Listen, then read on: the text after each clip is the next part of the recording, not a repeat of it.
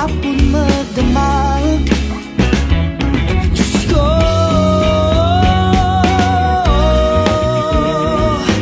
nababaliw na ako. Nalilito ang puso sa iyong kagandahan, di na malaya.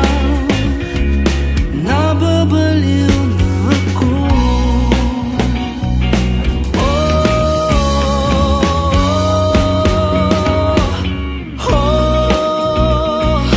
Nababaliw na ako. Nalilito ang puso sa iyong kagandahan, di na malayang. Nababaliw na ako. Kahit sa simpleng usapan, kapag ang pinag-uusapan ay tungkol sa pagmamahal, tayo ay nakukuha ang ating atensyon.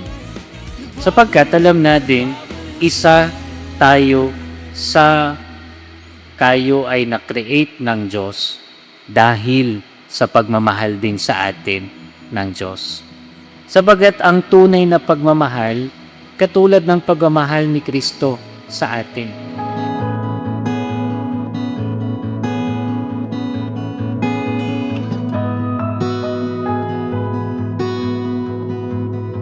Marjorie, bukal ba sa iyong loob ang iyong pagparito upang makahisan dibdib mo si Nemerson na iyong pakamamahalin at paglilingkuran habang buhay? Nemerson, bukal ba sa iyong loob ang iyong pagparito upang makahisan dibdib mo si Marjorie na iyong pakamamahalin at paglilingkuran habang buhay? Nabubuhay pag kapiling ka, sana'y wala ng hanggan. Siya'y Diyos na hindi naman niya kailangang maging tao, pero kinuha niya ang ating pagkatao dahil mahal tayo ng Diyos. Kaya ang Diyos na si Kristo na eternity, walang panahon, ay nagbigay at kinuha ang ating panahon para magkapanahon sa atin. Di ko bibitawan ang iyong mga kamay hanggang hangong magaan. Ang hapo'y mamatay, tatapusin natin ang pagsikat ng araw hanggang wala nang matanaw. If you really love each other, then always have time for each other. Kung ang Diyos nga, kinuha ang panahon natin because He loves us, then kung tunay ang pagmamahalan niyo, Nemerson at Marjorie, then always have time for each other.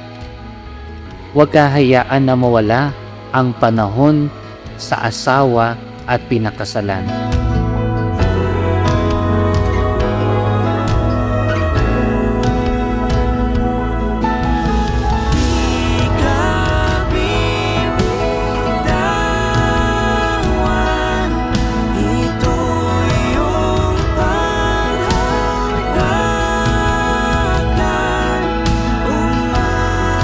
Kaya ang isang proof ng tunay na pagmamahal, yung kaya mong magbigay.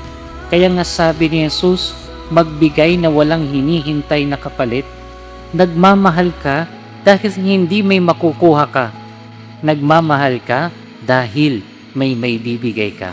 Bibitawan ang iyong mga kamay hanggang hangong magaan. Ang hapo'y mamatay, tatapusin natin ang pagsikat ng araw hanggang wala nang matanaw.